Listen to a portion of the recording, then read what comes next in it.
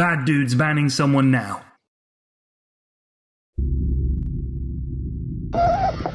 Radiant team ban.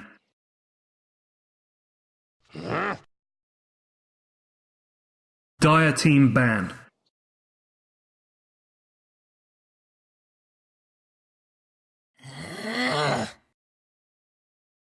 The green team's banning someone now.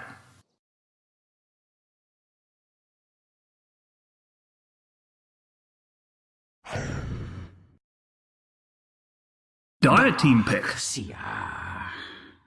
Radiant team pick.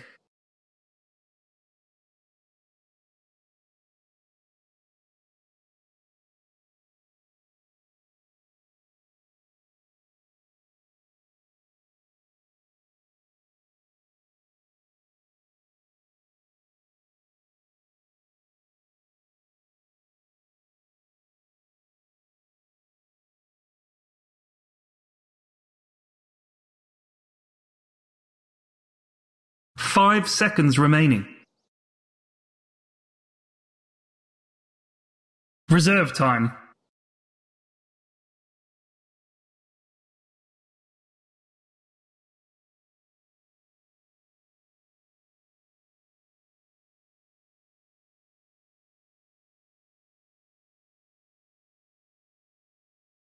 Chen.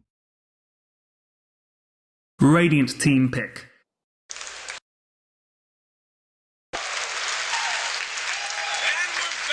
We're back for game number 2 of this best of 3. Na'Vi and Tongfu in the upper bracket semifinals. Draskell, tough to follow the act we saw in game number 1. And Tongfu, how do you begin to recover from that? Obviously, Tongfu experienced, talented at every position, but at the same time, how do you get over what just happened? There has to be an element of being rattled there.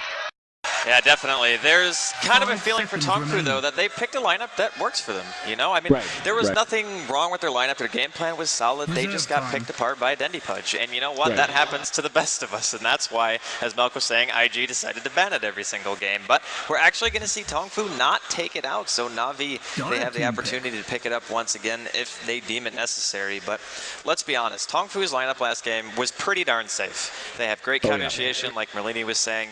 They had a good late game hero. They had a solid game plan. I don't think there's any reason to be upset over any of the picking strategy involved in the last game. I think just come into this with a clear head and say, you know what, our game plan is not flawed. We can avoid this from happening again, and we can just take game 2. Already see Na'Vi foregoing the Pudge pick, not banned out in the first 2, so Tongfu might be scared of it, not that scared of it, but grabbing up the Chen and the Visage, 2 very solid core heroes. We saw some great play out of Puppey. You know, it's easy to get overshadowed whenever you have a Dendy Pudge on the map, but Puppey played phenomenal. He was there, his control was there, his micro was there. He wasn't needed quite as much as he might be in other matches just because of the standout performance coming out from Dendy, but now pairing the Chen up with the Visage, going to give them a lot of mid-game punch. In a lot of ways, they can build around that. You can build a team fight sort of a team around that if you want to do so, or you can just build a straight up push lineup around that if you want to do so. So the presence of both of those heroes on the map, so hard to deal with. Tongfu leading off with the Darkseer, no better core to get things going. We'll see what they want to pick up in second position. That's gonna be an anti-mage. Dire team ban. AM is definitely a bit of a risk this early on. When you show an AM, there's kind of this feeling of you don't necessarily want to fight that much mid-game because he needs a minimum of 2 items, right? You need the Battle Fury and you need the Manta style. Treads, of course, on top of that, but everybody pretty much knows that. So when you pick those kind of heroes, it does show your hand pretty early. You don't really fight that much. You go for more of a split pushing style, and Na'Vi already have shown a Chen and a Visage, so it's very easily punishable from Na'Vi in my opinion, and Tongfu of course know what they're doing. I'm not saying that it's just a complete outdraft already, but when you have AM and they are banning out Alchemist too, which I think is really smart by them to stop Na'Vi from having an even better mid game, because that's the point in the game where Na'Vi is really going to want to try to apply pressure. We'll see what kind of hero they're actually going to decide to pick up if you're Na'Vi, but the Lifestealer is out, the Alchemist is out, the Weaver is out. Those are 3 heroes that actually give anti-mage reasonable amounts of trouble, and Tongfu also now are going to be taking out the Gyrocopter. So they realize the inherent weakness of picking the AM so early on, and they're doing a really nice job of compensating.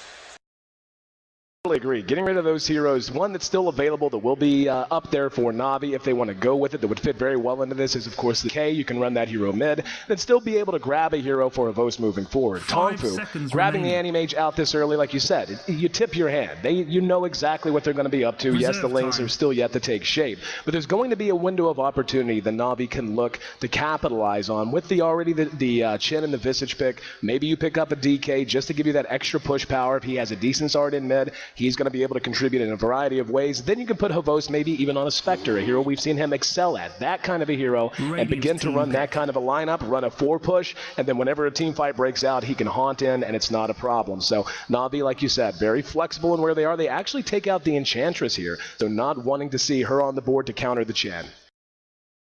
If you think about it, Chen is a jungler, of course. It's probably going to be defensive. Tongfu picked the AM because they assume that Na'Vi are already going to be going safe lane. And in that sense, you know, you want to do it because the AM's going to get a free lane and he can just get to the Battle Fury Manta a little bit faster. And you can see right now, it's like they're thinking about it. Dendi wants it. Not sure if he's going to get it. Hopefully, you know, I think people in the audience want to see that. But still haven't decided what Na'Vi is going to be picking for their mid or carry role just yet. But for Tongfu, the AM is still really nice because they don't have anything to deal with it yet, at least between their supports. And they're actually going to pick up a Windrunner. So we'll see if that's going to be Funnick, or I know Dendi has actually played it as well, mid multiple times, but we haven't seen what Tongfu are going to be fielding just yet for their mid. The D2L Season 3, we saw Dendi play Windrunner a lot in mid-act. It was something he experimented with, and he really does excel at. That's a hero that really fits his playstyle. Again, we saw it with Pudge, and we see it every time he plays. He likes heroes that are playmakers, heroes that allow him to play a little wild, to play a little crazy, and just to try and put his individual skill on showcase. Windrunner with a 4-staff. Hell, last time I saw him play a Windrunner, he built a Blink Dagger and a 4-staff just to guarantee that every shackle was a 2-hero shackle. Tongfu going to answer that pick with a Rubik, still very wide open in what they want to do, but again, you know, with the Anti-Mage, more than likely just going to try to pick a well-rounded, what you would call kind of prototypical lineup, while Na'Vi still has a lot of options. They could pull out a lot of gimmicks, they could do a lot of things with what they've already shown us. I'm just curious what path they're going to take, because right now, I mean, between the 3 heroes that they have for Na'Vi, they have on paper a good strategy against an anti-mage in terms of taking map control, but they don't necessarily have the heroes to kill him. So there's going to reach a point in the game where they're going to have to directly address him, and they haven't picked anything yet that really does that. Sure, Shackle is nice, and Familiar Stun is nice, but let's be honest, if you get Familiar Stuns on the AM, you're either have the sickest micro ever, or something else has gone horribly wrong. So still going to see the next pick coming out from Na'Vi here. I still feel as Tongfu's picks are still strong. I just want to know what the plan is for Na'Vi, because these heroes, they have a very specific set of goals during the early mid-game. Chen, you want to get towers, you want to get the map control. Visage is pretty much in the same boat, and he is kind of a hero you want to play aggressive with. You don't really want to sit on a Visage forever and not really do anything. He's very, very good lane versus lane, but since we already know that Na'Vi are probably not going to be laning directly against Tongfu anyway because of the Chen, that he's not going to get the opportunities. So Dendi, he's going to get his hands on a puck, which is definitely really good against Tongfu's lineup. You get your Blink Initiation, you get your ability to actually kill the AM, which they really needed, so we'll see if he actually goes for the max Waning Rift build. But all in all, really, really solid pick from Na'Vi.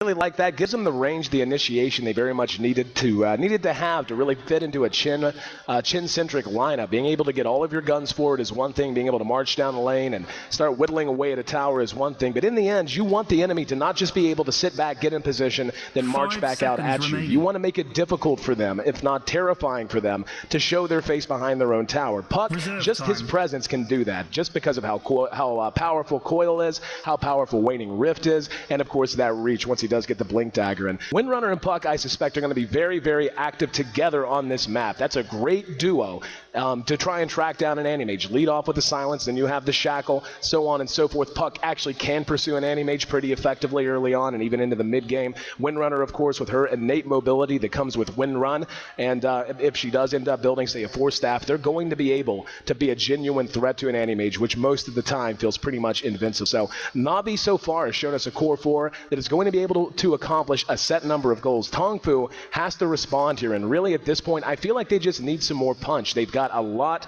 of utility. They've got a great late game carry. They've got Rubik and all that he gives you, and he is going to have some pretty good spells to steal. And of course, Darkseer, the team fight monster that he is. But as of right now, they're really lacking a bit in early to mid game damage. So that's going to be something I'm sure they want to shore up now.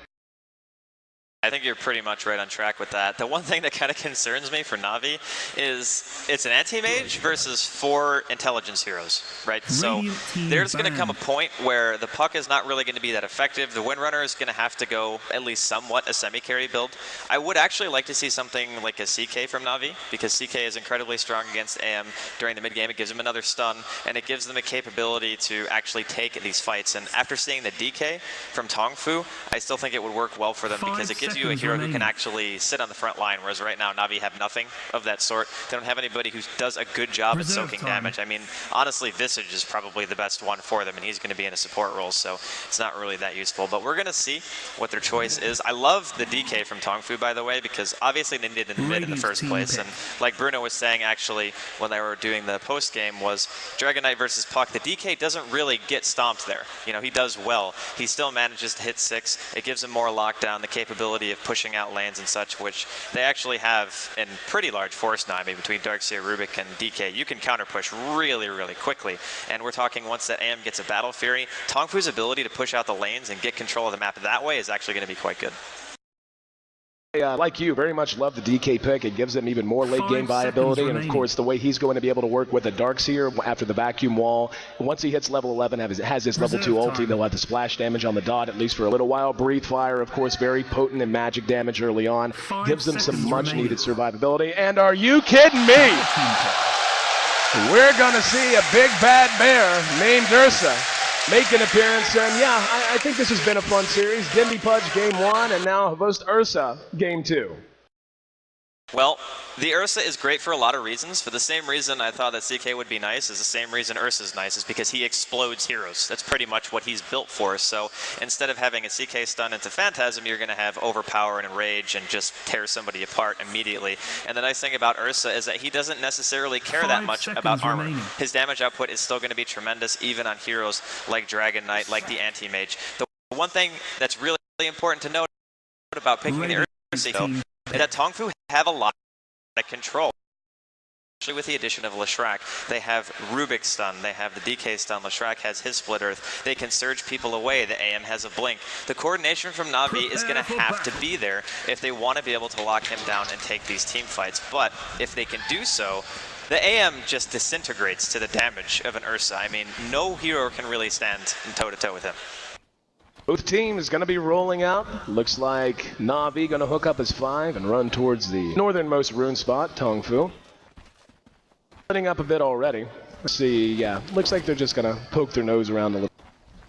We'll run through the lineups very, very quickly. Going to have Chen played by Puppy for the 2nd game in a row. Havos will be farming up the Ursa Bear.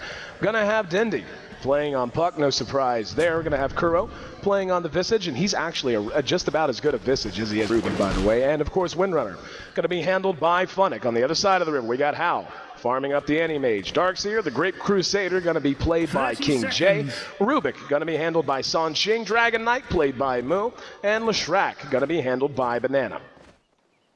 So I'm interested to see how the lanes are going to take shape here. Typically, a lot of supports walk around, they ward together just to prevent, you know, level 1 skirmishes and giving away first blood or anything like that. But Puppy is still kind of sitting towards top, could just be scouting out the rune. I still have a feeling they're just going to go defensive, because you can't really afford to put a Chen in the aggressive jungle with a Rubik and the Leshrac, because if he gets caught, he could very easily just die in that position. So I'm assuming that we're just going to see a typical tri-lane dodge. But this, for me, this is Na'Vi's mid-game to take. That's pretty much where you want to make your stand. You want to get the Ursa, perhaps a Blink Dagger, Phase Boots. You can even get Roshan if you're lucky enough to get the Tier 1 mid and the Tier 1 bottom and take it away from Tongfu and manage to do well throughout the early and the mid-game. So for them, it's all about execution, just like it was in the last game. Probably not as bad. When you have a hook and an arrow, it's a little bit, I think, harder and more pressure than the lineup that they have this game, but still, they do have to execute here.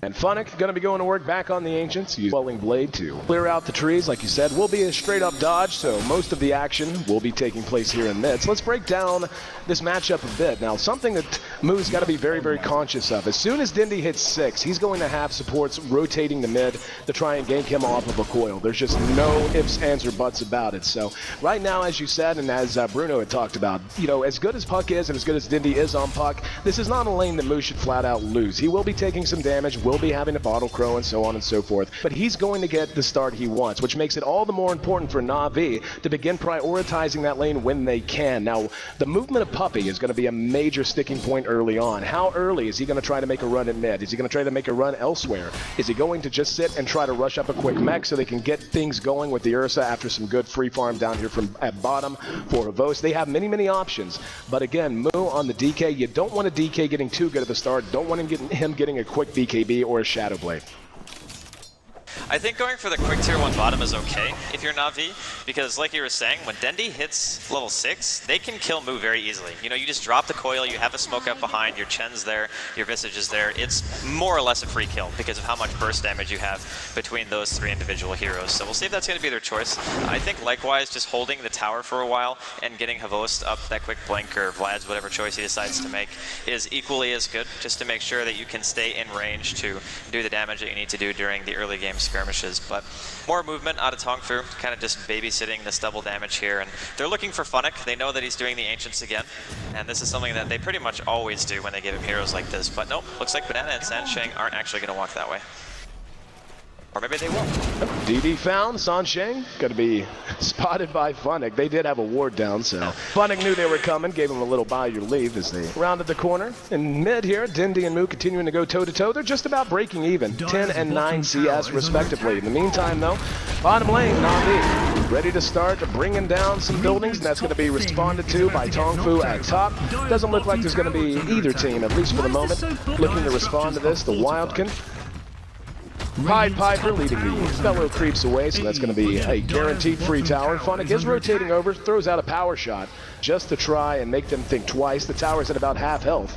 In the meantime, tier 1 bottom will be the first to drop, and Havost tallies that tower kill, first one in the back pocket of Na'Vi.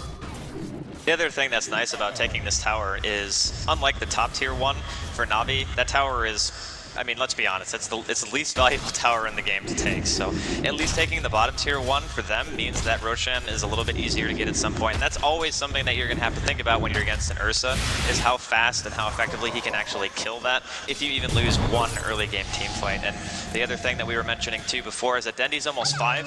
When he hits 6, Puppy can very easily make the transition with Kuro to that lane, go for kills, go for another tower. Although Tongfu do have the supports to actually rotate to that. Having a Rubik and having a Leshrac together, it's very good for counter initiation if you can TP to the tower when they go in on them. You can get double stuns off, maybe turn things around, but of course they do need money for that, and neither of them currently have much of it. Very quiet early game. We're 4 minutes in. I've seen a little bit of harassment on both sides, but for the most part, nothing but a one-on-one battle here in mid. Puck and Moo. Definitely, and Moo's actually doing a little bit better than I anticipated. I mean, as you said, it's not like DK gets crushed there, but usually a Puck will begin to open up a gap by now. Instead, right on top of each other in terms of CS experience, right on top of each other as well. And up at top, that tier 1 still stands. We'll see if they want to make a run at it or not. About 600 HP on it. Yeah, they're going to start trying to melt down these creeps and go ahead and bring it down. There's the phase boots done on Havost already, though. So once he gets 6, he'll be ready to fight very quickly. Yeah, that's what you want out of your Ursa. You want him to be as active as soon as possible. Blink in by How on top. And Dendi, gonna be an attempt gank in mid that Dendi is able to suss out and bounce away from. So a little bit of movement beginning to be seen on both sides. How will get the last hit on the tower at top, and now he's gonna go after Funnick one more time. But Windrun, pretty good ability for dealing with melee damage. Then they're just gonna hang out and farm a little bit longer. So again, back here in mid, we're gonna see Moose spin a Dragon Tail on Dendi. Damage is decent, but no Breathe Fire to follow it up. And he's going to throw the coil, and Kuro's going to be there. A little bit of damage and first blood. Once again gathered by Na'Vi. Really beautiful play by Dendi that time. Throwing the coil out as he retreated because he knew he had help on the way. Kuro landing in, locking him down with the Grave Chill, and Puppy coming in to seal the deal with Test of Faith and a little bit of auto attack damage. Make it 1-0, Na'Vi leads. I'm really surprised that Moo ended up committing that hard. Like, when he used his Dragon Tail, he didn't have enough for Breathe Fire anyway, so even if he wanted to go for the kill, there was simply no way he would have been able to. So we talked about that, I think, at least 2 times already, just the capability of you dying because the coil gets dropped, but... I thought he was going to do that. That's why I had the camera on it. Nice little trick to refill the bottle. Chen sent Dendi home while he was had the orb in the air and he jaunted back.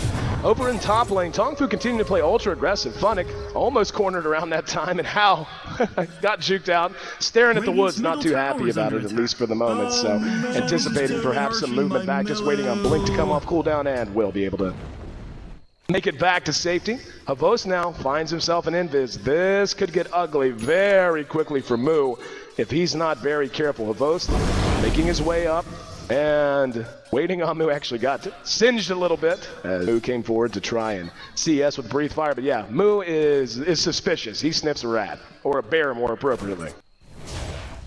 He's scared is an understatement. He straight up Brando was tier 2. He's like, I'm out of here. I don't want to be here anymore. The thing is, though, they will be able to dive him. And right now, the supports do not have TPs. So if they realize that, they could very easily just kill him again. But it does look like Havos is actually going to stay towards mid. Sancheng and Banana are actually going to be the ones who are rotating over now. Between their stuns, they can stun lock Dendi to death, and his orb was just used. So if Moo wants to, he can use his ulti and stun to initiate. Orb on cooldown now. Not for long, though. He's got another one up already. We can hear Ursa going to work. Puppy just continuing to farm up. He's got about 1,000 gold in the bank so far. Dendi has about 1,000 as well. We'll see if he wants to finish his boots right off. In the meantime, Funnick making good progress. He's already level 4.5. Here we go. Dendi could be in trouble. And I think Moo tipped his hat a little bit too much there. Way too aggressive. He was running directly at Dendi around the creep wave as soon as he showed his face. And Dendi recognizing, you know what? It's about that time. More than likely there's some support sitting up on the high ground waiting to do me harm. Typically you can tell when the supports are missing because if they pull or not. Because if you're top lane and you're sitting here as a support, there's no reason to not pull if you don't plan on ganking. And if the pull never happens and you're just like, okay, yeah, they're probably not there anymore. So very nice awareness. Of course, like you said, running at somebody is kind of an indicator of, hey, there's probably help nearby. So I'm just going to not stand here anymore. But still, not necessarily the most aggressive early game. I think that in the long run, Tongfu are probably going to come out a slight bit ahead because, again, Hao on the AM, he's going to be the story here for Tongfu. Can he get the amount of farm that he needs? How early is his Battle Fury going to be? And how much of the map can he actually take away from Na'Vi? Medallion already done on Visage, so the core items coming out.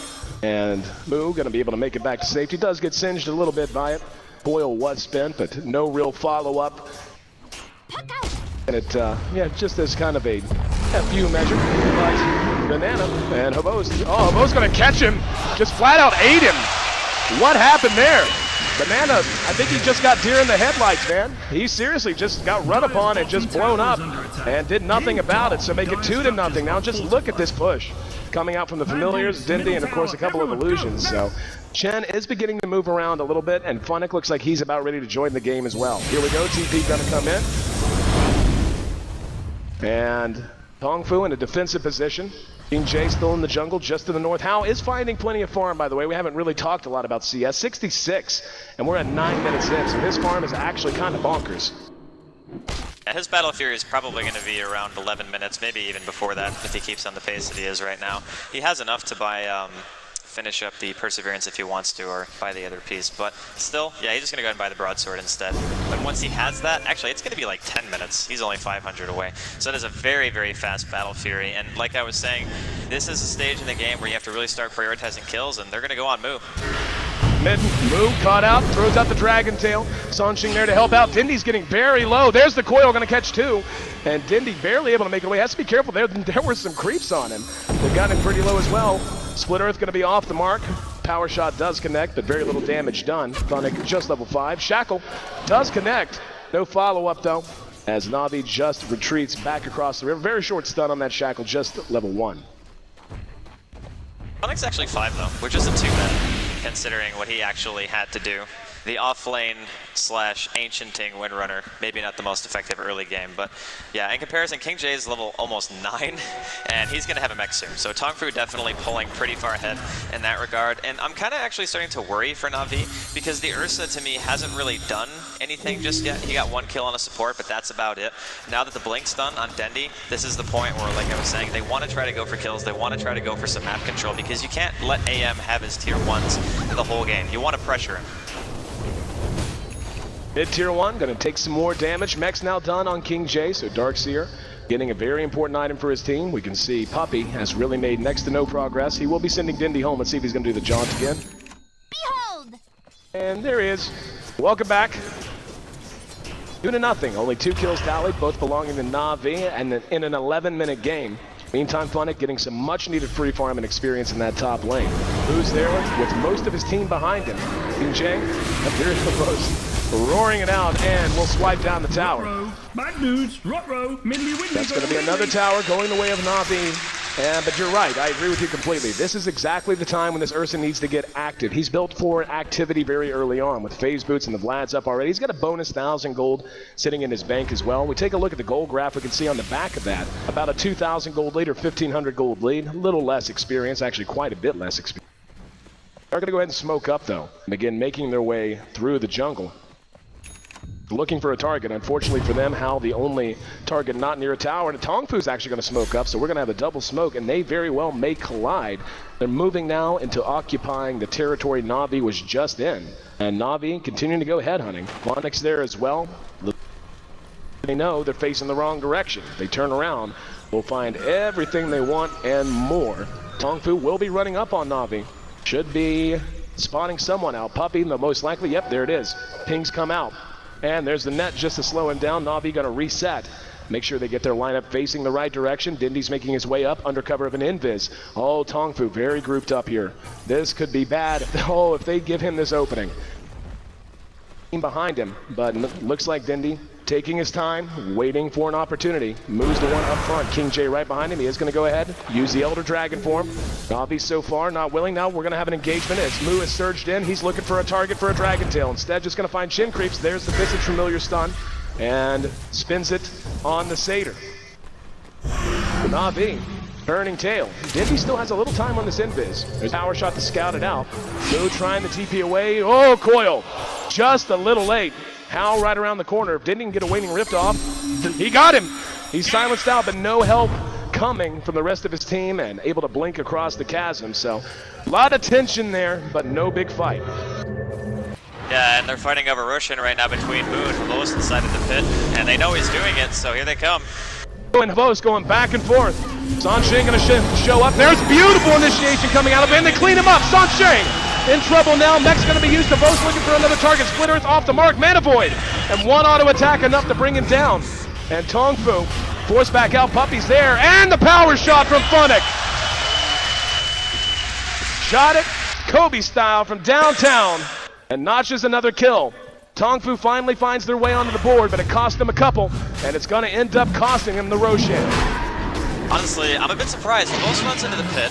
Navi are sitting with 4 top. They have the invis on Dendi, and he uses his ultimate inside of the pit, which immediately alerts Tongfu that he's doing it, because why else would you just randomly ult like that? So Moo, he TPs to the tier 2 mid, walks straight into the pit, and tries to stop him, whereas I thought Tongfu would actually be able to win that fight. Banana actually missing a couple of stuns this game. That's the second time he's missed a host and ended up getting him killed. So Navi obviously pulling out ahead, did force the Ursa to buy out, but all in all, I think Navi are going to be quite okay with that trade, considering the AM still needs more time. He can't fight yet. He is leading in CS right now, but he really needs his Manta style. He needs another item actually on top of that too, because even in a 4v5, he still feels pretty squishy. He doesn't even have over 1,000 health yet. Look at Hal, continuing to make good progress on his items. He's sitting at 120 CS at 14 minutes. Get your head around that. 120 at 14 minutes. Hell, Havos is at 92, and that's pretty damn good for this time in the game, but still being quite outclassed by that Anti-Mage who benefited so much from the free farm in the early tower kills. 15 minutes in, we see the gold continuing to go the way of Navi. Both teams kind of breaking apart now, looking to take a bit of a breather, but still anybody's game at this point. But I agree with the point you made earlier. There does come this moment, and it's pretty much now as we're beginning to get to the tail end of the early game, and during that transition in the mid game, you don't draft an Ursa to not be ultra active with him. The hero only really works when he gets ahead, stays ahead, and snowballs like hell. And Navi gonna have to be getting a little bit more aggressive soon. Otherwise, Tongfu is gonna be happy to just trade towers and let Hal farm. Yeah, they're doing what they can to try to create some space for him, but the thing is, Navi are okay, I think, here, trading tier 1s, just because of the fact that if they have the map control and Tongfu don't, it's easier for them to continually apply pressure, whereas eventually the AM's going to have to back and not be able to split push that much. So I think it's favorable. They're actually going to probably do 2 for 1 here, as there's a double damage on Funnick, and they're going to be going on mid. But here come the TP reactions from Tongfu. It's there, Sansheng looking for a target. Funnick able to win run away. We've got a split push at top as Havost did not abandon it. He's still showing his face in the lane. The rest of Na'Vi just to the south. Now, but he's going to go ahead and look to do some damage. Now, this puts Tongfu in an awkward situation. They know most of Na'Vi's in the jungle.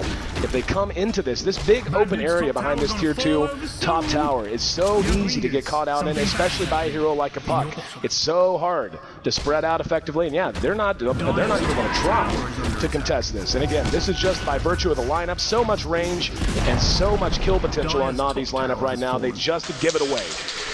Yeah, I don't blame Tongfu for that, honestly. It's like, our AM can't fight yet, and they're grouping up as 5 with an Aegis. How do we stop this? So Na'Vi, they're reaching their timing window. It's less than 17 minutes in, and they're doing a significant chunk of damage to the tier 3s. There is no glyph, so if Na'Vi take a good fight, it could very easily turn into a Rax. Nice dodge of the split earth from Havost. See what Sansheng got power shot. Very nice spell for him to have stolen there. Aegis will be reclaimed in 3 minutes. So Havost definitely going to want to put it to use. And it doesn't look like Na'Vi has any interest whatsoever in abandoning this. However, they might be forced to as Hao is split pushing bottom. There we go. Havost going to engage on Mu. There's the initiation. 2-man coil out of Dindy. He's going to face shift. Havost catches King J.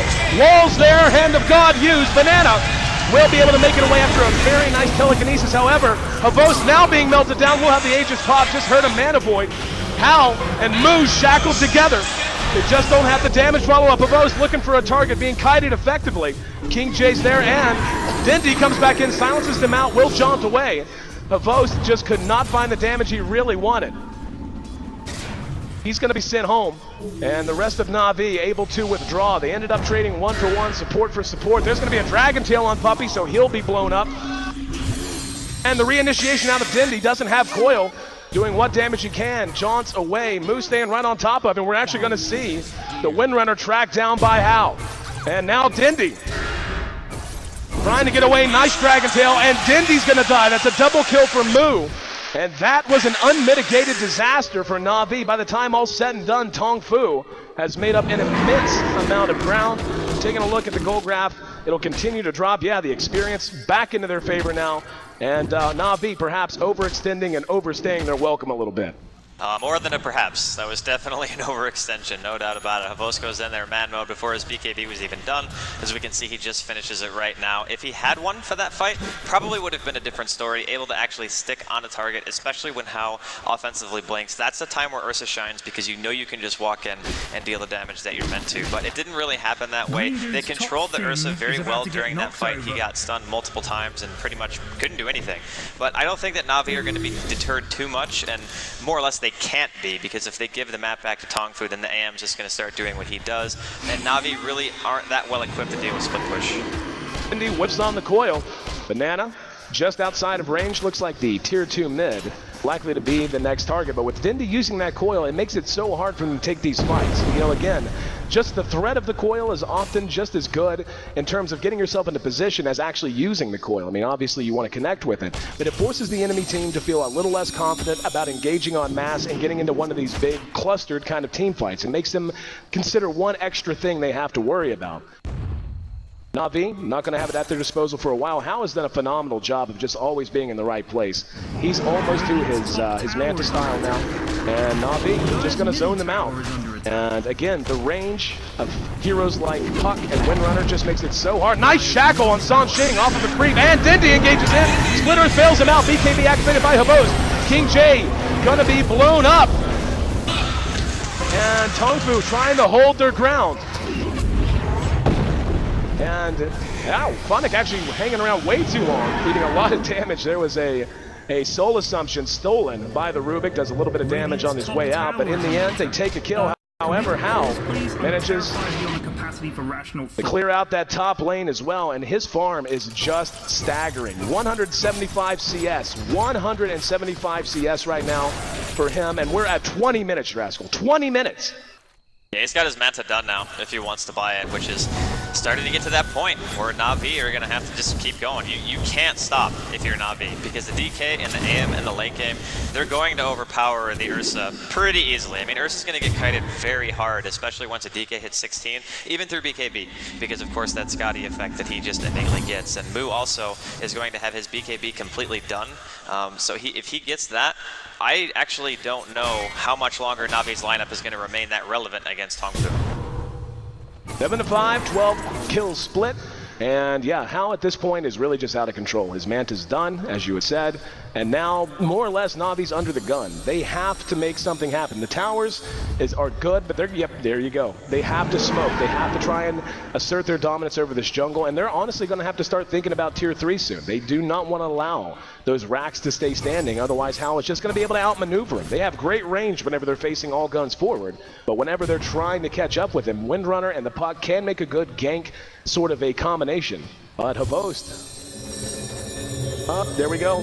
Sees Hal, but nothing he can do but give him a swipe, pat on the back on the way back home. Takes it back to bottom lane and goes back to farming. Yeah, his ability to stay out of the map this long is attributed to them not really contesting him during the early game. I mean, they did some. They applied a lot of pressure in the mid, of course, and they took most of the outer tier towers, if not all of them. Of course, the only one still alive is the tier 1 bottom if you're Tongfu. But Hao doesn't really have a whole lot of fear soon, because once he does end up getting his Manta, that means that Puck Silence isn't even going to hold him in position anymore. He can just immediately Manta and blink away, which essentially makes it so you either need a Hex or a Shackle to actually kill him now. So his split push is going to become nigh unstoppable if you're Na'Vi, and I think they are starting to realize that. They're just kind of grouped up mid. They're starting to push in more. If you force the AM to actually fight you, that's a good thing, because it means that he's not on your side of the map going towards your safe lane tier 2. And right now, down at bottom, it's exactly what he's doing. Laying into the tower now. You see a little bit of counter warding being done. Tongfu, the rest of the team pulling back. Hal doing great damage to the tower. They are going to try to TP and do something about this, but he should have next to no problem getting out of here. Dindy spots him. Let's see if he can catch him out. Funnick's right there as well. He's going to blink across. He's looking for a shackle. Not going to be able to find it quite yet. The mobility just so huge. And Funnick taking a pursuit angle. Spots him out, and the shackle will connect! Hell was snuffed out! Tower has fallen. No follow-up. As mobile as Funnick had to be to make that happen at all, it also put him way far ahead of his teammates and unable to do the damage fast enough to really capitalize on it, but certainly scared the hell out of him, right? Yeah, I'm sure he was in a little bit of a panic mode right there, but this is what I was talking about. They can't directly kill him. They have to force him back, or they have to win a team fight so hard that they're able to do something like take the Rax or maybe Roshan, which is going to be out very, very shortly. But Tongfu is probably just going to contest it now. I think the AM is feeling comfortable enough to the point where he can actually go in, pop the Manta, go for kills. There's so much control for the Ursa right now outside of course, Team's BKB, that he can maybe go in aggressively. But then again, this is a 9-second BKB on the Ursa, so let's see. In position with King J. They're going to try to hold the tier 3. So far, relatively untouched. Another tower drops to Hal. And switching over to the GPM. 648 right now, his GPM at just 23 minutes into this game. His net worth is 50% higher than Ursa's, who's in second place. He's almost doubling his own mid, who has 8,400. I mean, he is just out of control. This Roshan should lead to a push on the tier 3, and it has to. If they don't make use of this Aegis and get a win, this lineup is just going to slip completely into irrelevancy. Well, the one cool thing for Na'Vi is, of course, outside of the Aegis, Havost having a blink makes it so he can actually focus somebody pretty easily with the BKB. He can just go in, go for a kill, whether it be on the Rubik, maybe even the AM if he notices that Hao blinks. But speaking of Hao, he's just counter-pushing. He's down here, he's already at Na'Vi's base. That makes it so hard to commit to a 5-man push, because by the time you get there, from middle, basically all the way to the base of Tongfu, there's a good chance your tier 3 might already be dead, and they don't even have a glyph. So Hao keeping his thing going, just doing the split push. He's got 4,600 gold now. He just straight up buys a BKB. So yeah, so much for being able to kill him. Taking a look at the items of Tongfu, they're doing a great job of just picking up bits and pieces of items, bits and pieces of the plan to deal with the Ursa. I mean, obviously you've got Mu, who's innately tanky because of Dragon Blood, San Sheng. Not so much, but King J with a Ghost Scepter in his inventory. Anti-Mage can, of course, blink away anytime he wants. And Banana picking up a Force Staff, not just for himself, but to help out any teammate that Hibos is trying to focus. So Tongfu has just done a really great job of managing this lineup. Na'Vi beginning to feel up there. He's going to engage on the move. BKB is going to be popped on both sides. Here comes King J. They're going to look to take a fight, or perhaps not. Both teams ran up, set low, and then turned around. Funnick going to be telekinesis back now. Hal's there, and Funnick cleaned up as Mu establishes a killing streak. They still trail in kills, but the gold has actually crossed the middle line back in favor of Tongfu, and the experience beginning to drop down even further south. Yeah, this Anti-Mage is paying off for Tongfu so hard now because he's able to do whatever he wants by himself. Typically when you're in a position that you have a hero that can't be killed, you're able to farm the most dangerous spots, so Tongfu can use their supports or other heroes with not as good a mobility to farm safe areas. So your efficiency on the map increases tenfold. Whereas Na'Vi, they don't have a choice really anymore. They have to walk around as anywhere from 3 to 5. The only person who's able to stay alone at this stage is probably Dendi, just because of how good of an escape mechanism he has between the flank and orb and everything else that Puck offers. So the longer the game goes, Tongfu are just going to get farther ahead. Hao's farm is definitely not going to be slowing down anytime soon, and the more items he gets, the less likely I think it is for Na'Vi to actually be able to crack the base that easily. And even with the Aegis, they haven't even had a chance to because Hao is just shoving side lanes so hard. Hao already up to another 2,000 gold sitting in his bank, and right now Tongfu doesn't have to feel pressured to do anything. They can just sit back, guard their jungle, make sure Hao stays safe, because they know that it's Na'Vi that really does have the onus on them. It's an absolute necessity. They make something happen soon. Puppey is going to be buying, one would think, a Scepter. He's picked up the point booster, and certainly make him a little bit more survivable. A Scepter, I think, very necessary if they do intend to try and let this game drag out a little bit longer. Again, Chen, a hero who's always good, but a Scepter just increases the range of his viability in terms of time. We see the Ursa has picked up a Basher, which is certainly nice in terms of going one-on-one with that Anti-Mage. A little RNG love, never hurt nobody if you ask for Boast. The Basher choice is really the only thing he could have done, because what else can you do against the AM if he BKBs? You have to make sure that you have something on your team to hold him in place, and up until he had that Basher, Na'Vi had nothing. So now he can actually blink in if he sees Hao is vulnerable and potentially go for a kill, but it's still really difficult. 1700 health isn't really that low anymore. Hao's getting tankier the longer the game goes on. He could honestly go for something like a Butterfly, I think. If he wants to, he can go Heart. It's the ultra safe choice, but Butterfly still is great against Ursa because obviously there's no MKB, and he's really the only threat to the AM at this stage. And having the BKB, of course, makes it so Puck silence doesn't matter anymore. Shackles you don't have to worry about. It's pretty much all Ursa that's going to have to stop him. Tongfu did try to get aggressive. They went for a smoke, and Hibos trying to chase down Hao. Has no mana though. Blinked up, but at least will be able to claim his own Aegis. But yeah, Tongfu just, and you know, they're beginning to tighten the net a little bit. Just beginning to make Na'Vi feel a little bit more of a stranglehold. DK has picked up his Shadow Blade to go with his BKB, so his 2 big core items are done now. And again, it's easy to forget. I mean, we're just 28 minutes into this game. I mean, it's not an early game anymore, but certainly still not late, but it just feels so late, not because of the action. A relatively quiet game in that regard, only 13 kills, but Hao is just so big at this point that he feels like a late game Anti-Mage already. 3,800 gold in his inventory. Yeah, his farm is actually insane. 326 last hits at 29 minutes in. Pretty decent, last time I checked. So Tongfu, they're smoked up. Oh, they're actually going to try to go around here. Into a little bit of a pincer, and Na'Vi could be caught out and punished so badly here. Let's see how they want to initiate it. They've got Banana up front. Here comes Mu. He's going to Shadow Blade in. Who's going to be the target of priority? There's the surge, and picks out Kuro. Here we go. Going to jump in. Kuro already gone. Beautiful vacuum into the wall. They're going to blow the hand of God to try and keep the fight going. Havost is laying into Mu. He's able to get away, though. San Sheng surrounding him, as well as King J and Banana and Havost. Going to end up having his Aegis popped. In the meantime, Hao chasing down the rest of Na'Vi behind the fight. Dindy's back in, but Dindy will drop again. Havost taking the last of the damage. That's a triple kill for Hao. And unfortunately for Na'Vi, the planning, the strategy of Tongfu just punishing what they knew was coming. They knew Na'Vi was going to have to try and push. They snuffed it out perfectly and executed it as well as anyone could have asked. 7-10, Tongfu leads in kills for the first time. Hal's out of control with 1,500 gold, and this tier 2 mid looks to be their next prize. I don't think it's fair to use the kill lead or the gold lead to tell how far Tongfu actually are ahead in this game, just because their lineup, if they were able to make it in the early game and the mid game, remain stable and get to this stage, there was a very low chance that I think they could have lost. But they not only did that, but they managed to turn these fights and put Na'Vi in a position where, honestly, what can they do?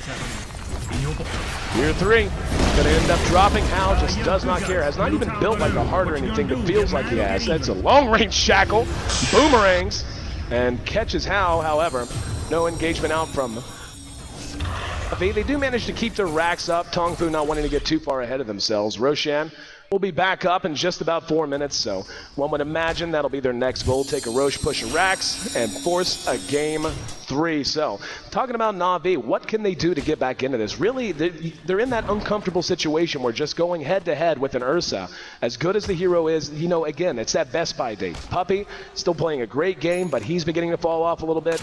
All of a sudden, the Visage doesn't feel nearly as dangerous as he did 10 minutes ago. And Havost, of course, with basically just mid-game items, nothing but a Vlad's, a Basher, and a Blink Dagger. There's no way he's going to be able to be nearly as relevant as Tongfu's Anti-Mage will be in the next few minutes, especially when he's getting so much help with Ancients. He's got 6,700 gold. He's going to run to the secret shop and just pick up an Eagle Song, so it will be the Butterfly. I figured it might be. The two choices, like Butterfly and Heart. Heart gives you a little bit less damage, but it gives you, well, a lot less damage actually, but it gives you the survivability against all types of damage. But since he has a BKB anyway, he doesn't really need it. He can just go for the Butterfly because, again, the Ursa is really the only damage threat that he has to worry about. And not only does he get the evasion from it, but he gets a lot more damage on his Manta as well.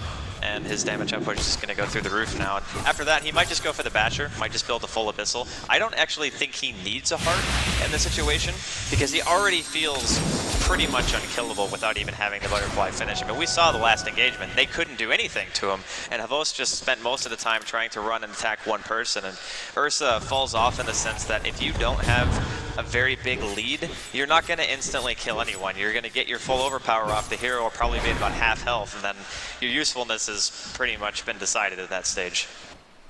Tongfu just continuing to wait out the Roshan respawn. Again, about 2 minutes, farming across the map and making sure they maintain map dominance in Na'Vi, knowing that really at this point the game's a little bit out of their control. Dendi trying to soak what he can, as a Hex really one of the big items that they have to have any hope of taking down this Anti-Mage. I mean, that's just going to have to be how it is. I mean, now that the Butterfly's out, that creates a new set of problems all its own, but it's all going to begin and end with Dendi. Dendi has to execute, has to make sure he gets that Hex up at some point in the near future, but we're going to have an engagement here. Puppy caught out, and Havost able to clean up Rubik with just 2 swipes. Hal going to chase down 2 behind while Havost tries to chase down Banana, and Hal locked in place with a shackle. Now he's going to be coiled. He snaps it, but he was BKB, doesn't matter. So Havost gets a double kill after chasing down Banana elsewhere on the map. And Na'Vi showing they still have a pulse and they're not scared of that Anti-Mage, at least not yet. That was really close to being more kills, actually, because Dendi had just finished his Hex before they went on that. And if he had gotten closer and been able to Hex the AM after the Shackle, they probably would have been able to kill Hao too. It depends on how close, I guess, Havost was in that situation. But regardless, 2 kills, going to be nice for Na'Vi. They're trying to assert some kind of map control, and Hao's actually going to TP back to base. Interesting choice. I figured he might actually stay out for a little while, but I suppose not being able to see anybody in the middle lane has alerted him a bit that something might be afoot. Na'Vi smoked up, making their way through the secret shop area. Roche only a few seconds away from respawn. Looking to get themselves in a good position. They've got a very nice ward down right at the steps leading to the secret shop, so they're going to know from what angle Tongfu comes. Unless they smoke, that's going to be the state of things. Oh, Havost. Alone and caught out. He's going to have to run. He has a blink. Now we're going to have the engagement break out below. We're going to see a beautiful vacuum and caught 2. Havost laying into Banana, cleans him up. They're going to be able to mech through some of that damage, though. Havost going to try to TP away. Nope. Telekinesis and brought down. Mega kill for Moo. And next, Roshan for Hao. Na'Vi not looking so good right now. Roshan, like you said, going to be going their way. Hao is going to be the recipient of an Aegis or a Cheese. This is actually the 3rd Roshan, so this is tough for Na'Vi. I mean, their heroes just can't deal with AM anymore. They don't have enough. I mean, the Ursa needs something like an Abyssal Blade completely, and maybe something on top of that even to compete with Hao at the stage, and they just simply don't have it. So next push, Hao's going to have that cheese. He's got 4,000 gold, so whatever item choice he's going to make next. I'm kind of leaning towards the Basher, just so you can stick to the Ursa, don't have to worry about getting RNG'd or anything like that. But this game right now, it's all Tongfu. You can look at the gold graph, we can see it's approaching 5 figures, but again, golden experience really only goes so far. It's all about composition, and Havost, unfortunately, had just had his time to shine came and went without a whole lot of shining being done, and just really well played so far from Tongfu. Na'Vi, of course, with that standout performance in Game 1, now most likely going to be forced to go to a Game 3. And yeah, I mean, this is the Tongfu we know. I mean, having watched them again as much as we did in the prelims, we do get, you know, we've seen them take some tough losses, but at the same time, they're just a team that when it comes to it, they are at their best whenever they can just sit back and methodically gain a lead. Na'Vi, perhaps the exact opposite, you know, a team that you feel like exceeds the most whenever they're out making plays, but this time around, just no plays to be found. I'm kind of surprised, actually, because Tongfu, they picked AM second, right? So you see the AM second, you say to yourself immediately, if you're Na'Vi, you've already picked 2 heroes, you say, okay, we got a Chen already, we got a Visage, we know we have a multitude of options, we know we can pressure, and they picked a lineup that could force the issue to a certain extent. But they had a Windrunner who wasn't really able to get anything accomplished. They don't have any other heroes who can split push. There's no Ninja's Prophet or anything like that. They don't have any way of getting the map back. Once they lose the map, that's it. Like their only option really is smoke ganking, whereas Tongfu, they have their Battle Fury AM who can force people to come to him in either 2 or 3 just to be able to stop him from doing anything, and that just gives room back to them. So they have things to fall back on, where I feel like Na'Vi's lineup, it's not necessarily one-dimensional, but it has one specific goal, and if that goal isn't achieved, then basically you have this. Tongfu taking their time, clearing out the lanes, making sure they're all moving in the right direction. Na'Vi relegated, standing in the shadows of their Tier 3. Map control completely gone from them now. And even the DK beginning to feel just gigantic at this point.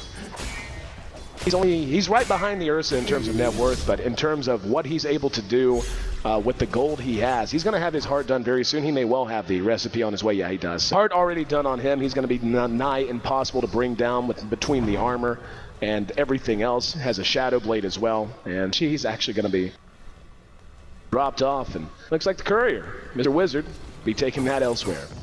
He's going to get the Basher now, so how... With the attack speed that he has right now, he can pretty much stun-lock somebody if he gets lucky. And like you said, DK with the heart. Like, I don't think Tongfu can actually lose all of their heroes. 3,000 HP on the Dragon Knight, 2,100 and a Butterfly on Mu, and here comes Tongfu. Tongfu just going to rush down the racks, not worrying about backdoor protection. Bunny going to shoot the Shackle. Beautiful Manta from Hal to dodge it out. And the glyph used to allow it to regen. Here come the creeps, so they're only going to work so long. And there you go. Able to bring it down. Shackle does latch. Let's see if they can follow it up. No, wait. Nope, they're going to net him down. Now the Hex. Can they get in? No. Force Staff's there. Havost jumped in. The Aegis is gone. And Havost, though, stunned out and chased down. He's going to try to re-engage, doing good damage, but no way to get the job done. Mana Void going to clean things up. Hao is indeed wicked sick. The coil went off from Dindy, but unfortunately nothing there to follow it. And with Chen and Windrunner down, Puck's still up, Ursa's back up. Here we go, they're gonna try and chase it down. Mu jumps on Kuro. Hao going to town, beautiful splitter. Call 3, and look at the burst. A full 5 white. Hits the cherry on this game for Tongfu.